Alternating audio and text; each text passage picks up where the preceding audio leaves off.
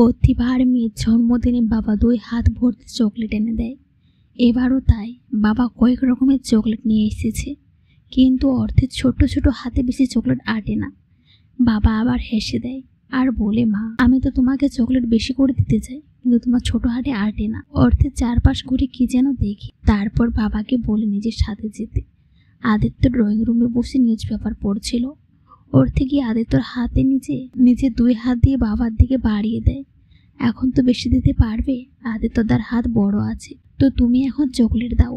অর্থের বাবা তাই দিল। আদিত্য পুরোই অবাক, সাথে লজ্জাও পেয়েছে। অর্থের বাবা দাঁড়ালো না।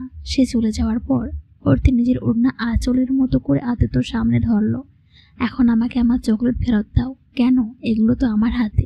চকলেট আমার মানে কি? মানে কিছু না, দিব না, এগুলো আমার, লাগবে না বলে অর্থে নিজের রুমের বালকনিতে এসে দাঁড়ায়। আদিত্য চকলেট হাতে নিয়ে হাত সামনে বাড়িয়ে অর্থেকে পেছন দিক থেকে ধরে থাক, ঠিক যেন অবদ্ধ করে নিল। আদিত্য 2 হাত আলাদা করে নি, হাত ভর্তি চকলেট। বুকের সাথে মিশে আছে অর্থের পিঠ ছড়ানো কোমর অবধি চুল। নে ফিচি চকলেট, নেব না। নিবি না? শোনো না। আদিত্য উত্তর না দিয়ে ওকে উঁচু করে অর্থে বলে, আদিত্যদা আমাকে নামাও, হয় আমি পড়বো, না হয় চকলেট। চুপ। দোলনায় বসে দিয়ে ওর কোলে চকলেট রাখে, টুল টেনে নিয়ে বসে চকলেট মুখে পুড়ে দেয়। পিচি, তোর বয়স কত হলো? 17। কি গিফট চাই? যা চাইবো দেবে। কি চাও বলো, বুঝো না?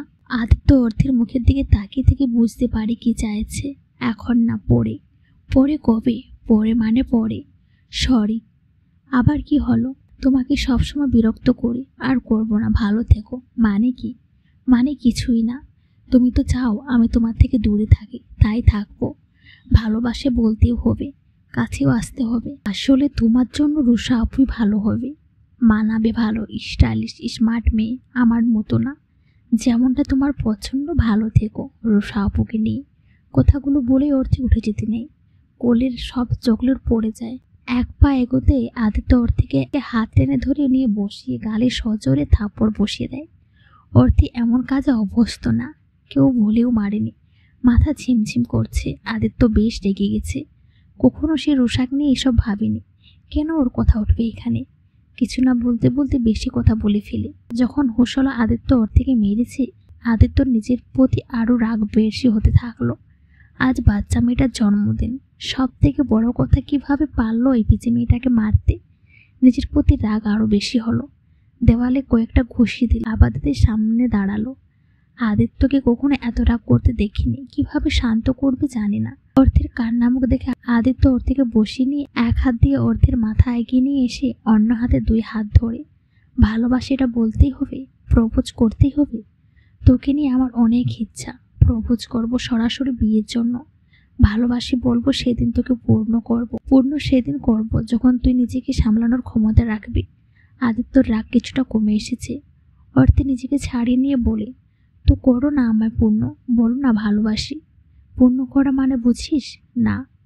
তুই এখনো বাচ্চা, আগে বড় হয়নি।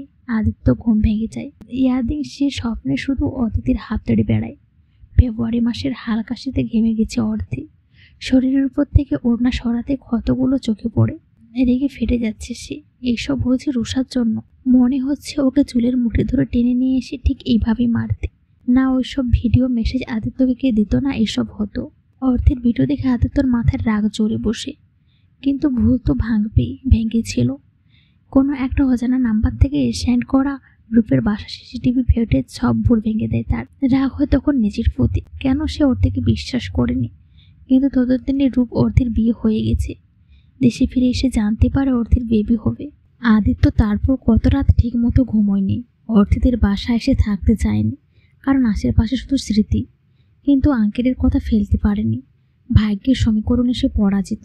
আজ বাদে কালে সে রুষার সাথে তার বিয়ে। না, সে রুষাকে চায় না, কিন্তু ওই যে বাংলাদেশের সব বাবার হার্ট খুব দুর্বল, একটু হলে অ্যাট্যাক হয়। অন্ধকার রুমে বসে রুষা কাঁদিয়ে চলছে। আজকে আদিত্য খুব খারাপ ব্যবহার করেছে। রুষার কান্না শুরু, ওর ভাই দৌড়ে আসে। কি হয়েছে আপু? আদিত্য, কি? ও এখনো অর্থীকে ভালোবাসে। কাল তো তোদের রেজিস্ট্রি, তারপর তো আদিত্য ভাই শুধু তোর। যা তুই এখান থেকে। আমি বাঁচি মরে তাতে তোর কি ভাই? তোর চোখের পানি সহ্য করতে পারে না বলেই কিন্তু অর্থী আপুর ওইসব ফেক ভিডিও ছোট বানিয়ে আদিত্য কাকা কাকি সবাইকে দিয়েছিলাম, আর তুই এখন এইসব বলছিস?